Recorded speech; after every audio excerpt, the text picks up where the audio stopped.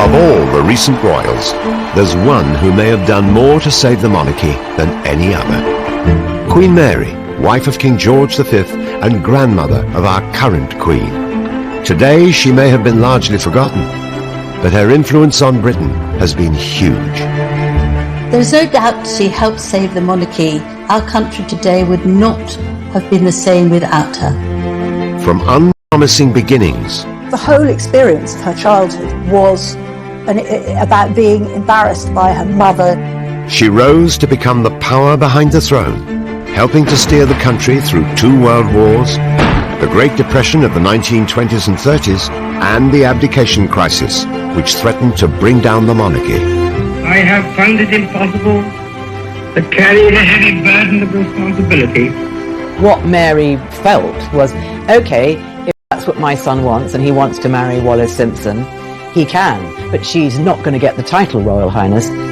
But how did this paragon of conservatism become an unlikely modernizer, and along with her husband, help redefine the role of royalty? They played a role really on the world stage, which made a huge impact on the idea of the monarchy as a global brand. How was she able to become the first royal to reach out to the working classes? Mr. Howells is an unemployed miner, and he and his family have the pleasure and honour of showing Queen Mary over their house. It wasn't any longer enough to just do away with her. And she and George V were the first of the royals to interact with the general public. And why was she such a huge influence on our current monarch? Mary exuded that duty, exuded that steadfastness, exuded that uniting a nation, and that's exactly what Queen Elizabeth has done throughout her reign.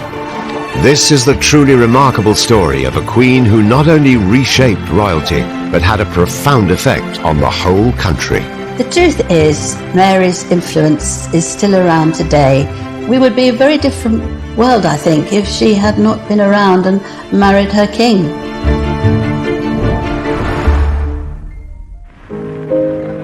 December the 15th, 1948.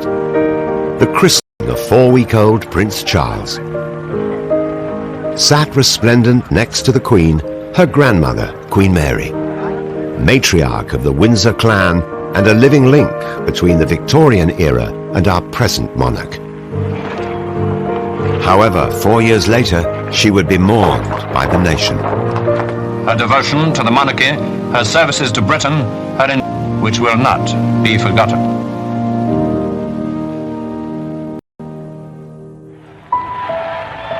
But who was the woman that helped steer the crown and the country through some of the most tumultuous times in our history?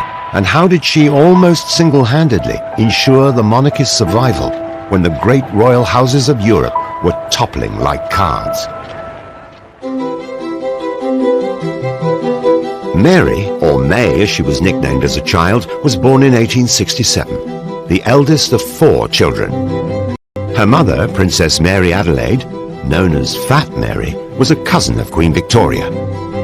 Her father was a European prince who had been bestowed the ceremonial title, the Duke of Teck, after a castle in southwest Germany. Mary was actually born in the same room in Kensington Palace where Queen Victoria had been born, and Queen Victoria did actually come and visit her and say she was a fine infant with a good quantity of hair. Mary's parents had been granted their apartment in Kensington Palace by Queen Victoria. To live up to their status as minor royalty, they spent lavishly, but didn't possess the fortune to maintain their grand lifestyle. When Mary was just 16, her family was threatened with bankruptcy and driven into exile. There came a point when the Tecks really basically ran out of money, so they had to decamp rather quickly to Florence to avoid their creditors. This, of course, was brilliant for Princess May because she was very, very cultured, and so going around all those wonderful galleries, she literally absorbed information and emerged from that phase as a very cultured young woman. Mary's interest in art and culture would stay with her throughout her life. However, her upbringing had another, more sobering effect on shaping the future Queen's personality. I think the whole experience of her childhood, really, for May, was about being embarrassed by her mother, who was loud and enormous, and extravagant, and her father, who was also very extravagant but also slightly mad, and eventually in fact went insane. And so I think she's very influenced by this. She grows up to have a sort of immense desire for respectability. May grew up to really need order and control and a sense of routine and a sense of things being calm, organised, following protocol. It was order, it was decorum, and all of those kind of things were very important to May. And it was monarchy that best represented the virtues that Mary held dear. Virtues that hadn't gone unnoticed by Queen Victoria. As Victoria approached the end of her long reign, she was preoccupied with the future stability of the monarchy. Albert Edward was a notorious womanizer. His heir and Victoria's grandson, Albert Victor, who everyone knew as Eddie, also displayed a worrying lack of suitability for the top job. Eddie was not the sharpest pencil in the box. He had a reputation for being both quite dim and also sort of useless and floppy and sort of fragile. And Queen Victoria felt he needed a wife who was going to kind of support him, basically, and make sure that he did his duty. Queen Victoria set her mind to finding a good-looking girl. She had to be good-looking because he likes beautiful women. The woman who Queen Victoria decided had the perfect combination of beauty and breeding for her grandson, Princess Mary. For Mary, there was something really central about knowing your position, knowing your duty, and knowing what you had to do. And Queen Victoria could see this. She recognised this in the young princess. Victoria then was this great matchmaker. She saw in May exactly the kind of calming, stabilising influence Victor Albert, or Eddie, needed. Mary's devotion to the monarchy also made her an ideal future queen. She truly believed that royalty had been ordained by God to do good and to be embodiments of more dutiful ways of doing things. So there was almost a religious, certainly a vocational element to her thinking and her attitude. Queen Victoria saw in May a woman who was very like herself, very determined, very intelligent, and someone who thought above all about duty. By December 1892, Victoria's matchmaking proved successful. Prince Eddie proposed. For Mary, the engagement offered the chance to restore the damage done to her family's reputation by their financial difficulties and place herself at the centre of royal affairs. Royal matches were really about uniting royal families together. She wanted to help her family, her parents, and so when this opportunity of this very good marriage came up, she really had no choice but to say yes. At the time, there was no question of somebody falling in love and getting married. It was you just married who you were told to marry. A date was set for the wedding, but Mary's prospects would be cruelly dashed. Between 1889 and 1892, the world was struck by an influenza pandemic, which claimed the lives of around 1 million people. Even the royal family weren't immune. Just weeks before Mary and Eddie were due to get married, he was taken seriously ill. Tragedy struck. Eddie contracted the flu, which later developed into pneumonia, and on the 14th of January 1892, he died. The family had originally decided to meet at Sandringham to celebrate the union, but instead it became more of a mourning party. Princess Mary had been struck by the first of several tragedies that would mark her life. However, once again, Queen Victoria would play matchmaker and rescue her prospects. The man Victoria had in mind was now in direct line to the throne. Almost at once, Queen Victoria starts lobbying for her to marry George, who is the second son. Now, George, I think initially was shocked by this. He had loved his brother and he felt it was all too soon, but Queen Victoria was very bossy. He actually went off to Greece with his mother in order to try and avoid having to do anything about it. But in the end, he gave in. Little more than a year after the death of her fiancé, Eddie, Mary was now engaged to his younger brother, George. Whilst they were brought together by circumstance, in her new fiancé, Mary had found a kindred spirit. was very, very different than his brother. Rather than being wayward, dissolute lifestyle, George was much more measured, much more ordered, much more well-behaved. And so in that sense, him and May were a well-suited match. Like Eddie, George had trained as a naval officer. But unlike his elder brother, George adored the regimentation and formality of life in the armed services. George was very straight-laced and he liked to keep things simple. He understood his position as now second in line to the throne. And this was reflected in Mary. Duty ran to her core and she understood what was expected of her as a new member of the royal family. Mary and George were married in July 1893 at St James's Palace in London.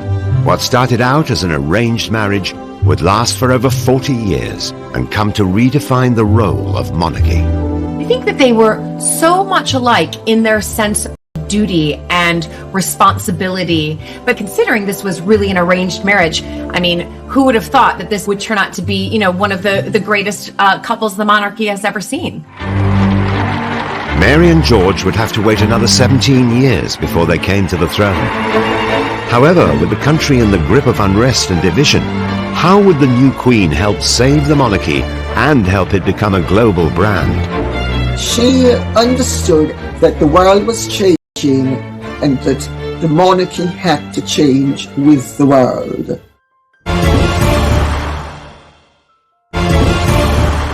Tech, or Queen Mary as she would later become, was grandmother to our current queen, and the woman credited with helping to save the monarchy.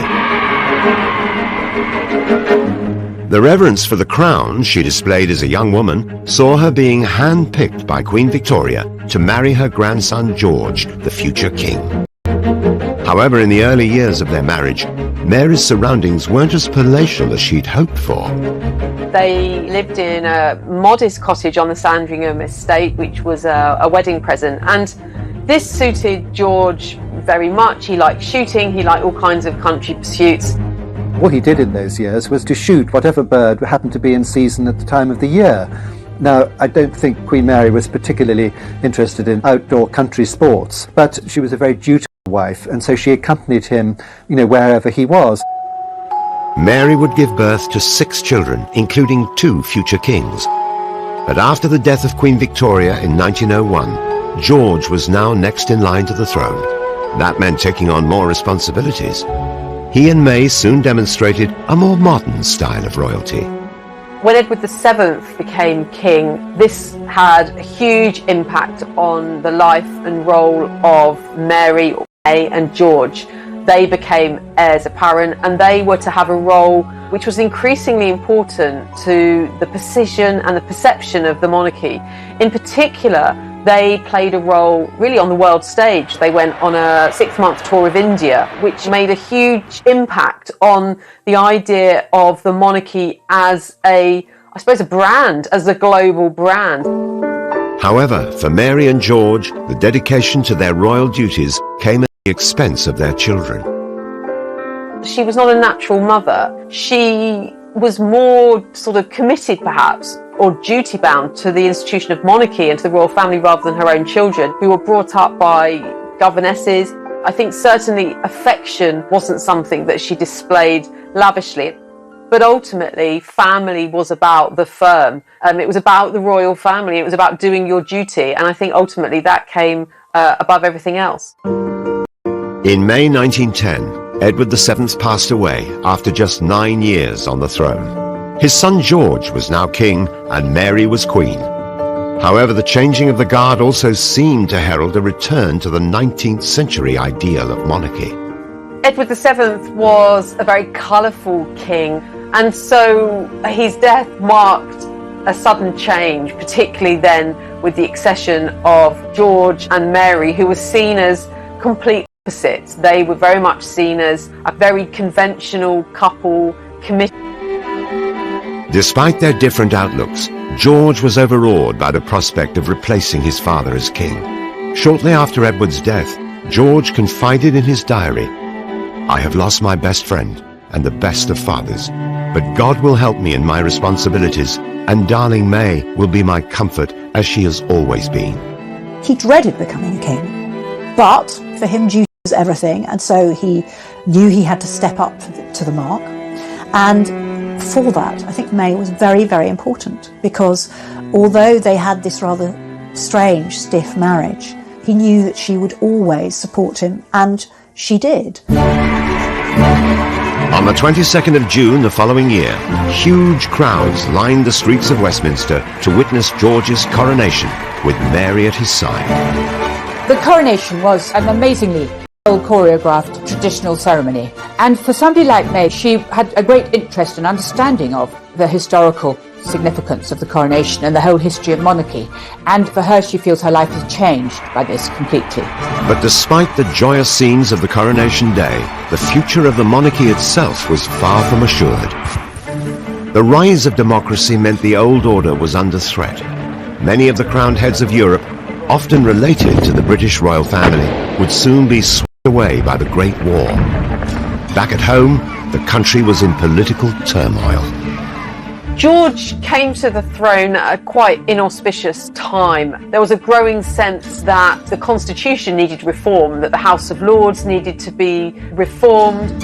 Sensitive to public opinion, soon after George came to the throne, he was asked by the Liberal government of the day to assert the supremacy of the Commons over the House of Lords. King George V's actions were visibly saying to the people, the royal family is here for all the people. It's not here for the aristocracy. George and Mary not only had to cement their popularity at home, they were also faced with the task of holding together the British Empire, which counted around a quarter of the world's population as its subjects. Nationalist movements all over the empire were agitating for independence, nowhere more so than India. To strengthen the monarchy's hold, in 1911 the royal couple returned there to be anointed Emperor and Empress. During the lavish ceremony in Delhi, practically the entire Indian nobility swore their allegiance to the crown. They were the only Emperor and Empress of India to actually go there as British monarchs. So it was really an important way of trying to and those countries around the world. The visit to India proved a welcome diversion from the problems that were mounting for the new King and Queen back at home. The country was racked by social division, and the suffragette movement was fighting for women to be given the vote. During the Epsom Derby of 1913, as Mary and George looked on, one protester, Emily Wilding Davison, ran onto the track and was hit by the King's horse. Tragically, she died 4 days later from her injuries. This brought home very, very acutely the threat of social reform to the monarchy, but also made it personal.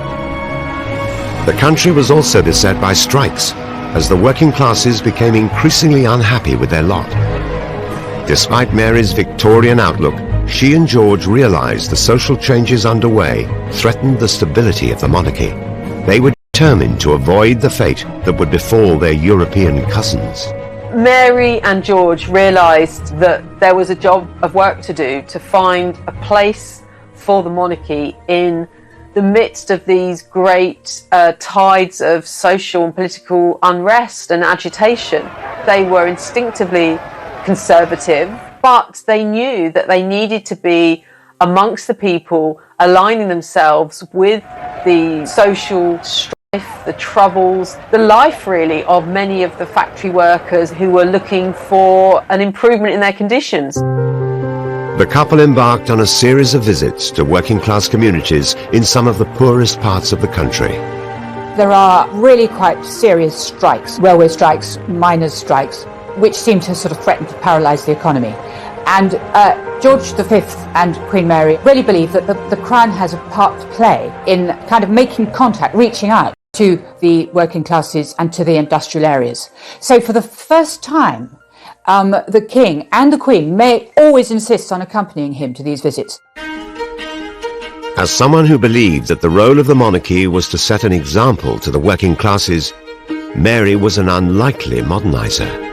She understood, as did King George V, that the world was changing and that the monarchy had to change with the world. It wasn't any longer enough to just do away with. And she and George V were the first of the royals to interact on a consistent basis, not only with their courtiers and fellow royals, but with the general public. Queen Mary's first call is at the Gulf Unemployment. Years later, Queen Mary would demonstrate her common touch when she undertook a tour of the mining villages of South Wales. Queen Mary insisted that she go to a miner's cottage. So what happened was she went to the miner's cottage, visited the miner, and perched on his kitchen stool and drank a cup of tea. He and his family have the pleasure and honour of showing Queen Mary over their house, including even the scullery. What she felt very strongly was that if she was seen as being very friendly with the working classes, chatting with a miner in his kitchen, drinking a cup of tea, the Queen herself, that it would strengthen the monarchy. Mary would display a surprising affinity with the working classes throughout her life, but just 4 years into her and George's reign, war was looming. Mary's example during the conflict would help unite the country and preserve the institution to which she devoted her life. She, without question, helped save the monarchy when so many royal families around Europe no longer existed.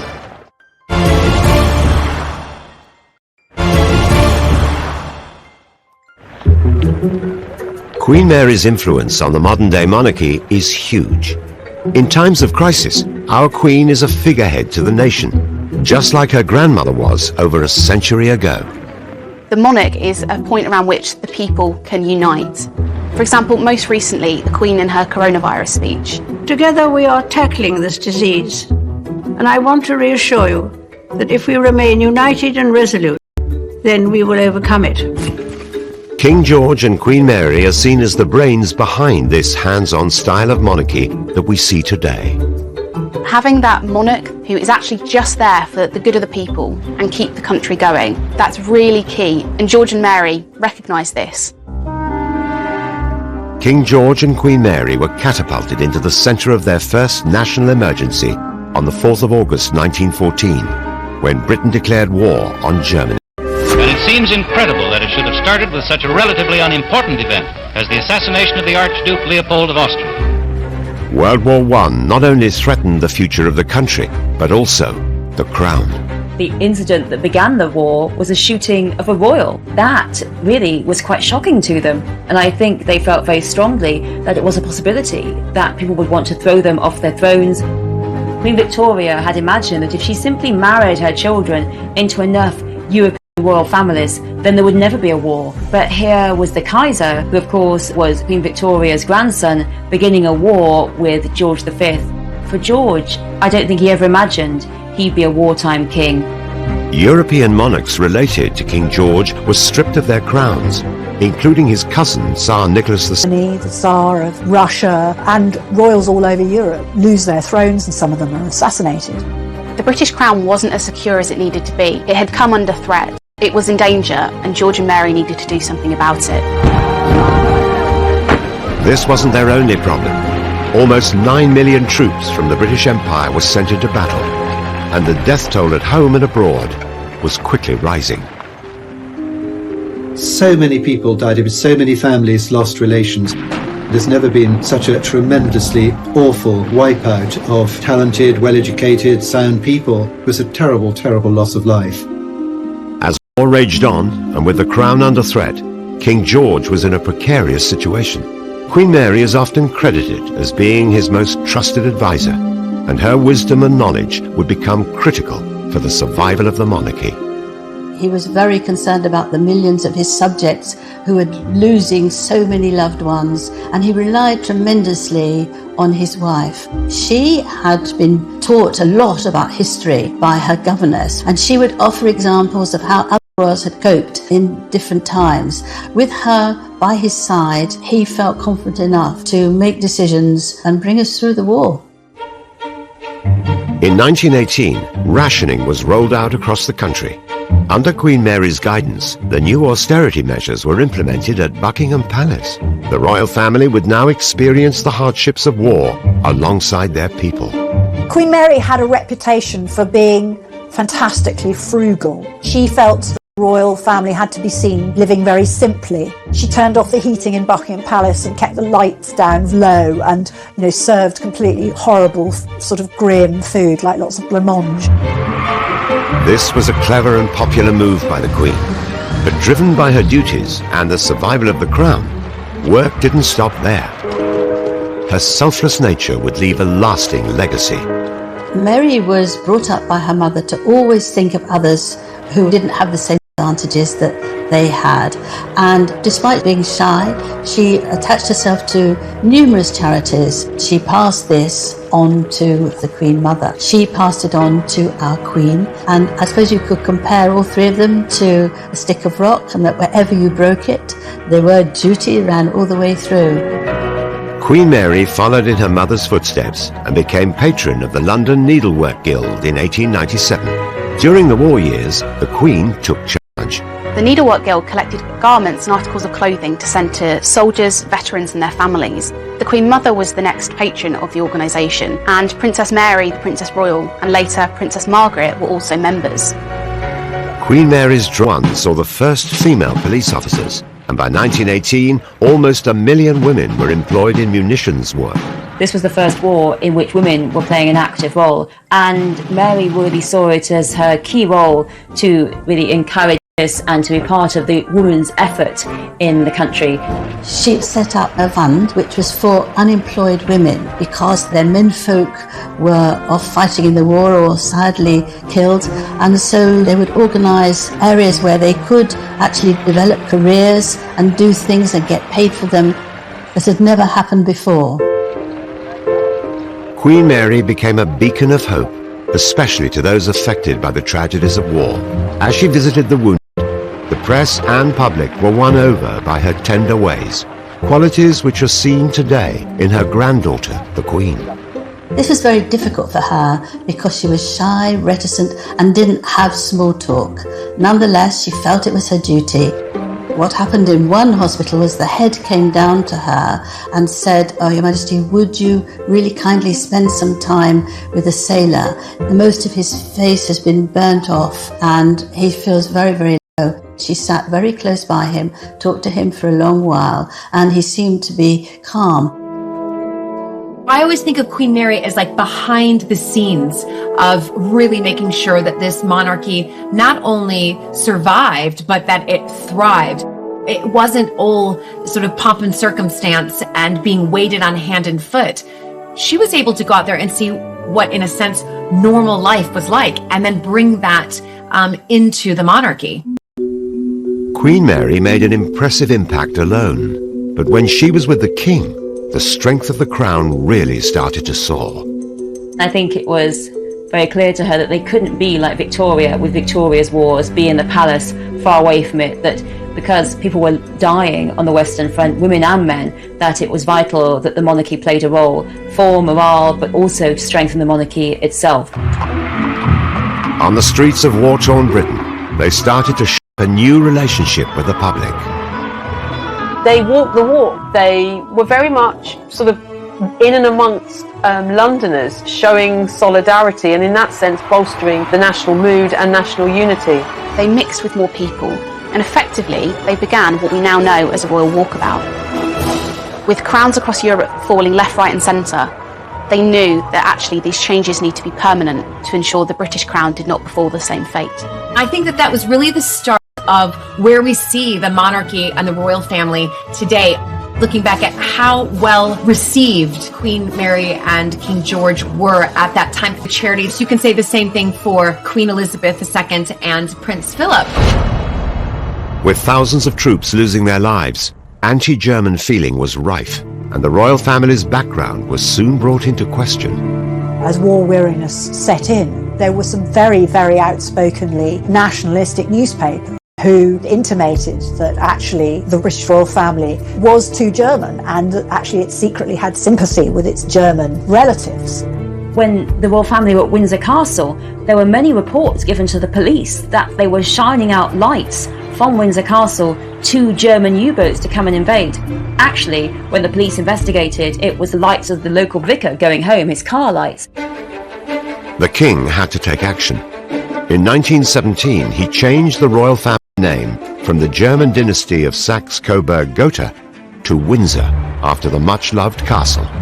That rename was a huge statement of Englishness that George and Mary knew that the survival of the monarchy, they had to really cut ties with that German background. And it was that revolutionary act carried out by George, supported by Mary, which saw this rebrand of the monarchy. For Mary, of course, her parents had both deep German roots, and it might have been a little bit painful for her to reject her heritage. However, she would have done this gladly because she was willing to do almost anything to ensure the survival of the crown. It was the end of an era for the royal family. They had steadied the crown, and the House of Windsor was officially born. By 1918, millions of soldiers had lost their lives. But at 11 a.m. on the 11th of November, the war finally came to an end. When this lousy war is over, A day that would become known as Armistice Day. soldiering for me. There is in London a sort of mad rush of people to Buckingham Palace, and the King and the Queen are called out again and again onto the balcony. During a war or anything tragic, you want to be able to look at something within your own country that is steadfast, that is continuity, that is strong. And that, during that period, was Queen Mary and King George. The British royal family had retained the support of the nation, and unlike some of their European cousins, avoided the downfall of the crown. There were people in British politics who rather hoped they might be able to get rid of the monarchy after World War I, but they were disappointed. From a position in 1914 when the monarchy looked to be very much on the ropes, through the actions of Mary and George in the war, it left the monarchy after the war stronger perhaps than it had ever been. Cured the British monarchy for the future. George and Mary had modernised it, they'd made a new dynasty, and they'd saved the British crown. Queen Mary's devotion to duty through the Great War had helped save the monarchy, for now. Although it wasn't long before her strength and support would prove critical to the crown once again. The country was bankrupt, the country was in a terrible mess, there was massive unemployment. They had a very sticky situation on their hands, and I think that George V was worried there might be a revolution.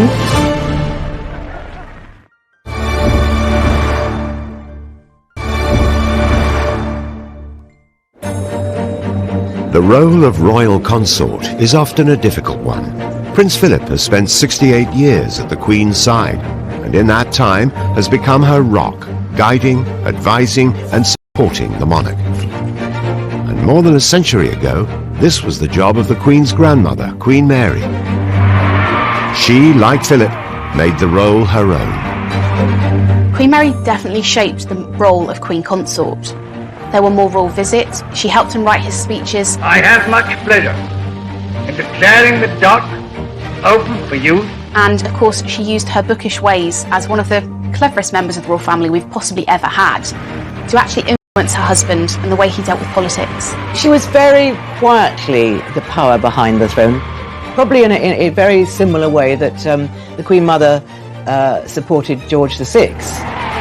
With Mary as his committed consort, King George had emerged more popular than ever from the Great War. However, the celebrations were short-lived. Just a few months later, their youngest son, John, who had epilepsy, passed away. She writes in her diary that she's very sorry and that it's incredibly sad, but she never refers to him again. I think that she felt very deeply that it was her job to remain strong, both in public, but also for her husband and for the family and for the crown. Along with their personal problems, post-war Britain presented the House of Windsor with a new set of worries throughout the later years of the King's reign. £600 million has been spent in unemployment pay. The country was bankrupt, in a terrible mess, there was massive unemployment. They had a very sticky situation on their hands, and I think that George V was worried there might be a revolution. The world really shifted, and George and Mary were aware of that, and they had to shift with it. It's under King George and Queen Mary that the working classes demand for more representation, that women get the vote, and that everything becomes a more egalitarian society. And coincide over this period of huge social change. King George and Queen Mary were seen by many, including their family, as unlikely modernizers. But to keep themselves relevant and revered by the public, they began to embrace the changing face of Britain. They were conservative with a small c, so much so that their son David said that they were waging a private war with the 20th century. Although they didn't like change, they understood that it had to be done. One of the biggest changes was in 1924, when James Ramsay MacDonald became the first Labour Prime Minister. The King makes this very strong attempt to befriend the Labour Prime Minister, and the Queen too plays an important part in trying to invite the Labour wives to court and make them feel at home. This is politically really important. With this huge political and social change happening all around them, it was the British public who really needed convincing by the Crown. George and Mary really go out to try and win over the British public, be seen to be visiting all sorts of different parts of Britain. They were seen at industries fairs, visiting charities, visiting hospitals, travelling quite a lot through England, and being seen much more widely. The public appearances endeared the King and Queen to their people, and crucially, the press. Pathé News would record what they were doing. The British public would get to know them much better than previous generations than it had been possible. Queen Mary understood the value of publicity. She regarded it as her royal duty to cooperate with the press. She would always stop and let a photographer get his photograph.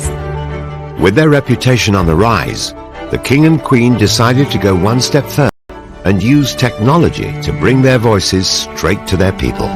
If monarchy was to survive, it had to reach the working classes, and the working classes had to back it up. This is what George V and Queen Mary understood in a way that many other monarchs did not understand, hence why many of them ceased to exist. In 1923, the King and Queen recorded a message for Empire Day together. On this day, my people in all parts of the world join to celebrate their unity and to draw closer the common ties which hold them together. Think always of what you can do to make your homes happy. The spirit of the good home is one of the best things in the world. The emergence of a more modern life, but as the King's health deteriorated, he looked to the Queen to take on a more prominent role. In 1928 particularly, he suffered from a really bad episode with his lungs. Queen Mary sat by his bedside, helped nurse him through the worst of it, and she was actually recognised by one of the King's doctors. When he was asked who had saved the King's life, he quite simply replied, the Queen. He really did suffer from periods of great exhaustion, and in some sense the energy of the monarchy, as had been so visible during the early years of the reign, really now was focused on Mary. Throughout the 1930s, Queen Mary increasingly took centre stage. Keeping up the popularity of the Crown was vital for its survival. I am happy to name this ship the Queen Mary. Queen Mary's unwavering commitment to the Crown and support to her husband didn't go unnoticed. In 1930, he opened up to his wife in a touching and personal letter. I can never sufficiently express my deep gratitude to you, darling May, for the way you have stood by me. This is not sentimental rubbish, but what I really feel. They were an extremely devoted couple. They could have been Mr. and Mrs. George Windsor in Surbiton. They were so down to earth in terms of their personal relationship. In 1932, the palace was contacted by the BBC with an innovative idea. They asked if the King would be willing to record a Christmas message to the nation. Now, he'd already been approached a decade earlier, but the King had declined, not thinking it was such a good idea. But fast forward 10 years, and it seems that Queen Mary might have whispered in George's ear, recognising that actually a radio message could be a really good way of getting the people to hear them. They set up a recording studio at Sandringham, and they had the King's favourite wicker chair there. He sat down rather too hard and went through the seat of the chair. So that was hastily put together again. And he addressed his people. Through one of the marvels of modern science, I am enabled this Christmas Day to speak to all my peoples throughout the empire. And it was a massive, massive success. And it was then carried on by George VI and, of course, the Queen today. By the King's Silver Jubilee in 1935, the popularity of the crown had reached an all-time high. A golden day for the Silver Jubilee. King George and Queen Mary had triumphed through adversity and become an inspiration to the people of gratitude to them, of support, very different from Edward VII, but crucially had given Britain what it needed at that time. Steadfast duty, loyalty, a sense of service, and it was that would become, I think, one of their greatest legacies. There are rather nice stories of Queen Mary in floods of tears. For her was something very unusual because she was so moved by the reception that she and the King had received. However, behind the scenes, there was a worry. The King's health was in decline, and on the 20th of January 1936, things took a turn for the worse. He was at Sandringham, his favourite place in the whole world. He was getting weaker and weaker, and eventually he died at 11:55. And there's always said that he was given a lethal injection by his doctor of morphine and cocaine so that he could die just before midnight, so that it could be in the first edition of the London Times, which was his favourite newspaper. What she wrote very, very soon after King George died revealed so much about her. She said, "The sunset of his death tinged the whole world's sky." I think the comment she made was so poetic, beautiful, and incredibly moving. On the 28th of January 1936, the funeral took place, and people from all over the country lined the streets to pay their respects to their beloved king.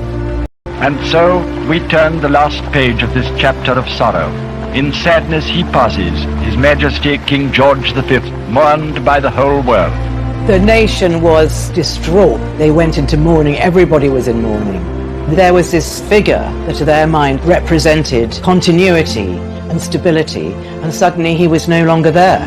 As long as he lived, he was the guiding star of a great nation. When he died, the little children cried in the streets. King George, with Queen Mary by his side, had transformed the British monarchy, setting the House of Windsor a high standard for the future. The death of George V ended a progressive period for the British monarchy. He and Mary had decided what was necessary to take the royal family forward and to secure the monarchy for the future. I don't think we would be speaking about King George V in the same way that we talk about him now in present day if it hadn't been for Queen Mary and her influence on him, steadfast, strong, clever, and having his ear. Britain now had a new king, Edward VIII, but King George V was still on the forefront of everyone's minds, and the future of the crown. And a huge sense of unease, really, about what was to come. People were shaken, and no one, obviously, more than Mary herself. Even in her grief, Queen Mary continued shaping the British monarchy, and her commitment to the crown remained as strong as ever, even when it was under threat from her own son. She couldn't understand how somebody was prepared to throw away all his heritage and all the things that people expected of him for the sake of one woman.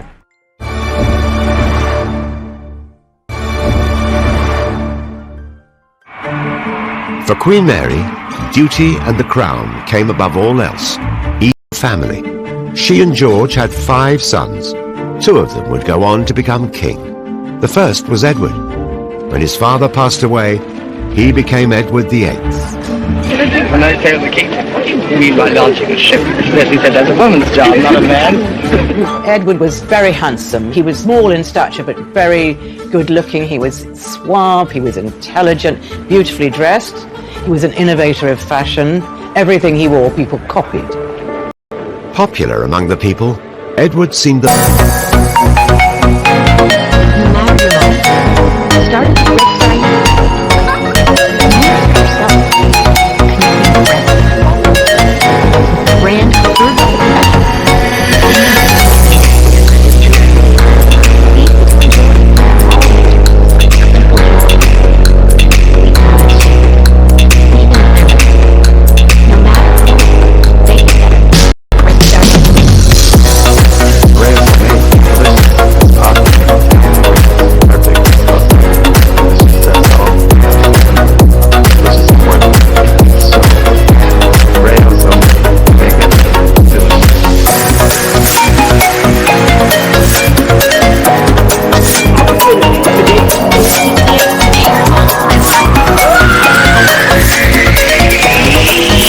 perfect fit for the role of king. But he did not share his mother Mary's views on the importance of duty. Edward was not bound by protocol, by expectation, in the way that Mary always had been. Edward ultimately saw personal happiness as his right, and Mary saw that that always had to be subjugated to duty and to service. Much of this was down to Edward's childhood. Although they had triumphed in their reign, as parents, Mary and George failed to instill their own values in their firstborn son. George and Mary were basically... She was, I think, quite a cold person. She didn't really know how to talk to her children, certainly not when they were young. Mary was particularly strict with her eldest son, Prince Edward, and there had been quite a lot of eldest sons in the past who'd misbehaved, been profligate, had mistresses. That was not what she wanted. She and George really saw it as their role to bring in this very moral, very strict type of monarchy. But their strict and distant parenting style appeared to have the opposite effect. Edward couldn't have been more different to his mother. He was young, experimental, fun, entertaining. He was really a party boy. Edward was always having affairs, especially affairs with married women, couldn't really settle down. She couldn't bear the fact that he was having a lot of relationships with people she didn't consider as suitable.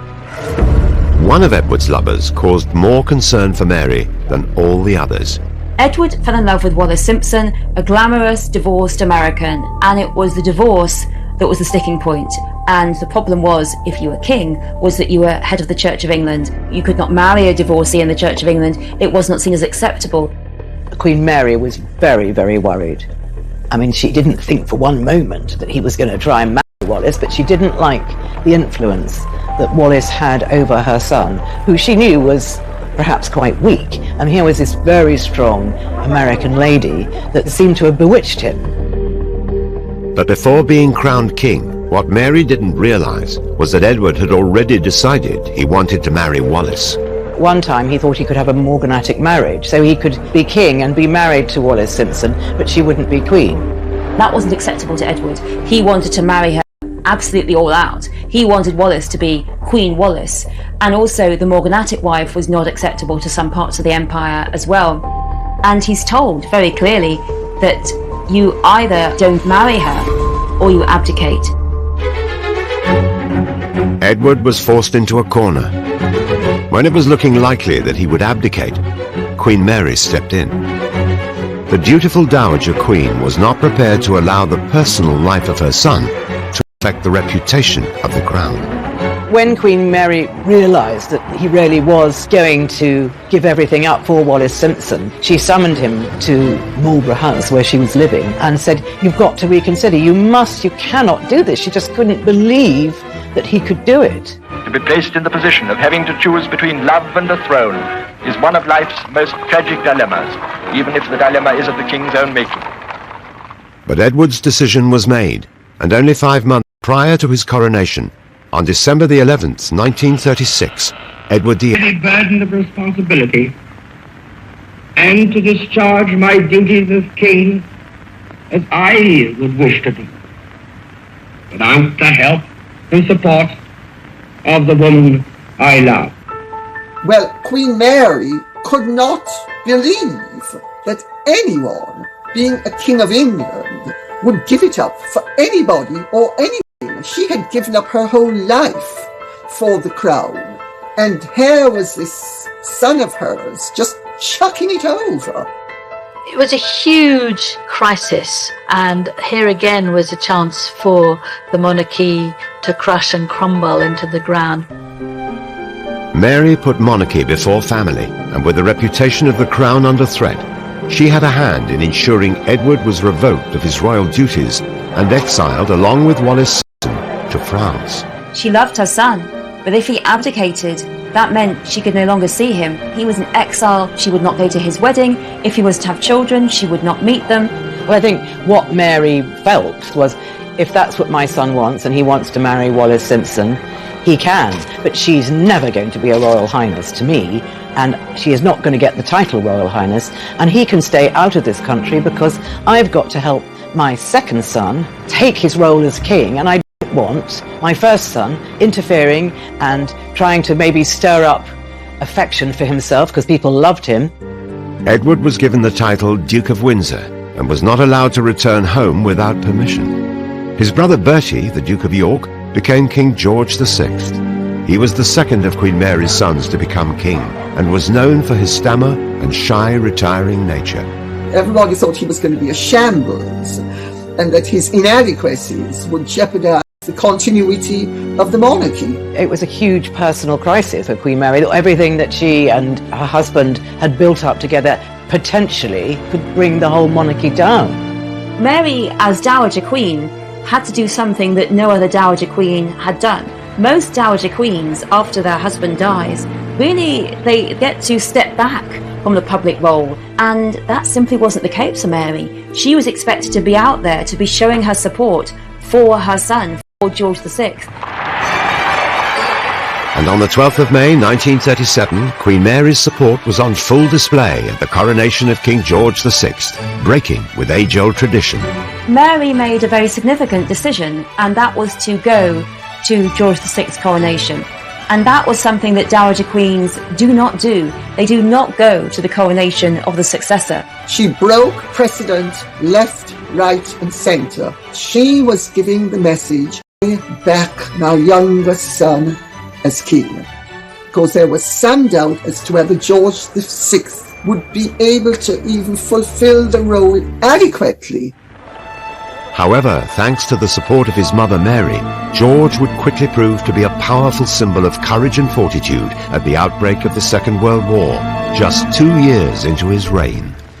For the second time in the lives of most of us, we are at war.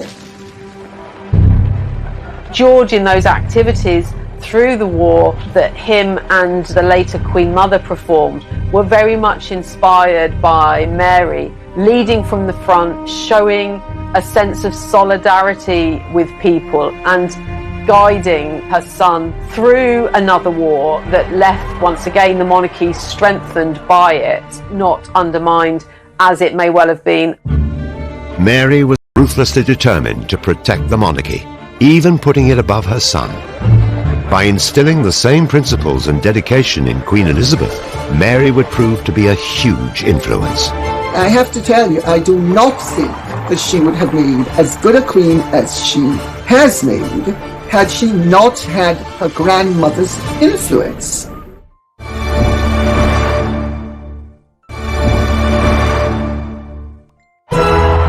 Queen Mary weathered many storms in her time as consort to George V. Public scrutiny, war and political change all threatened the monarchy. But despite the chaos of the world, her sense of duty to the crown was something she was keen to pass on to future royal generations. Mary was very aware that Elizabeth would be queen one day, that she was next in line to the throne. Queen Mary, I think, had a real sense of responsibility in instilling in the young Elizabeth the kind of values which she knew would ultimately be needed if the monarchy was to endure. Mary felt very strongly that Elizabeth should be having more education in history, in geography, learning about her country, and she took it upon herself to take Elizabeth and Margaret out on outings to galleries and to really try and show them around, because Princess Elizabeth's parents were a little bit distrustful of education. Mary also felt that as future queen, Elizabeth's education should include etiquette. The first thing she taught young Princess Elizabeth was to sit up straight and to stand straight, not to fidget. And she made sure that the pockets of the princess's coats were sewn up so she couldn't put her hands in her pockets. And she also taught them the royal wave with a handkerchief. And Elizabeth said to Margaret, handkerchiefs are for waving, not for blowing your nose off. The same royal qualities which she in her time had exemplified. Here is a charming picture, the older generation and a sovereign of the future. But above all, Mary wanted to instill in her what it meant to be royal, as depicted in this stirring scene from Netflix's The Crown. Monarchy is God's sacred mission to grace and dignify the earth, to give ordinary people an ideal to strive towards, an example of nobility and duty to raise them in their wretched lives. Monarchy is a calling from God.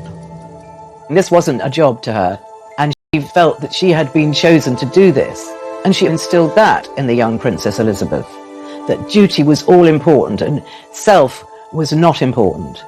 It was duty. And you were a special person. You'd been picked out to do this, and you had to do it for the best of your ability all your life. And it would not be long before the young Elizabeth would have to perform that duty, when in 1952 King George VI passed away at only 56 years old. The death of George VI in 1952 was a great shock to Queen Mary, but no one expected him to die so young. I think she was quite broken by the death of her son and also the end of his reign, into which she'd put so much effort. I do think that the death of George VI had a great effect on Queen Mary, and really you start to see a rapid decline in Queen Mary. Even though it was her beloved granddaughter who was on the throne, even though she'd been devoted to Elizabeth ever since she was a little girl. Sadly, soon after the death of King George VI, and only 10 weeks before Elizabeth's coronation, Mary passed away.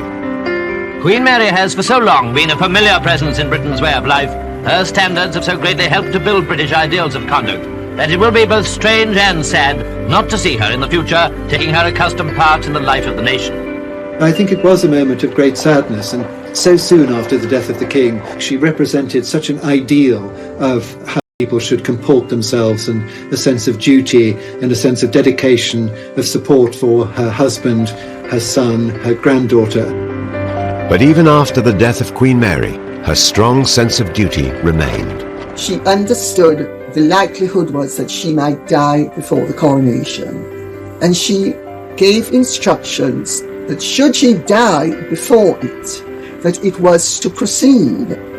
Queen Mary understood that the role of royalty is to not only embody all the interests of all the people in your country, but to be self-abnegating.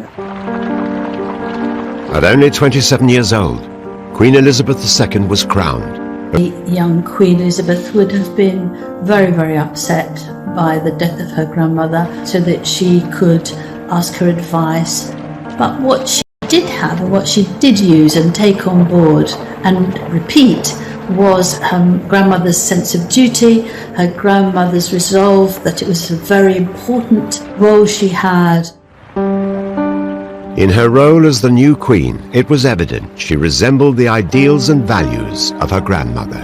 I have to tell you, I do not think that she would have made as good a queen as she has made had she not had her grandmother's influence. And one of the proofs of that pudding that is in the eating is that whenever Lilibet has had the choice between her personal preferences and the good of the monarchy, she has invariably taken the good of the crown.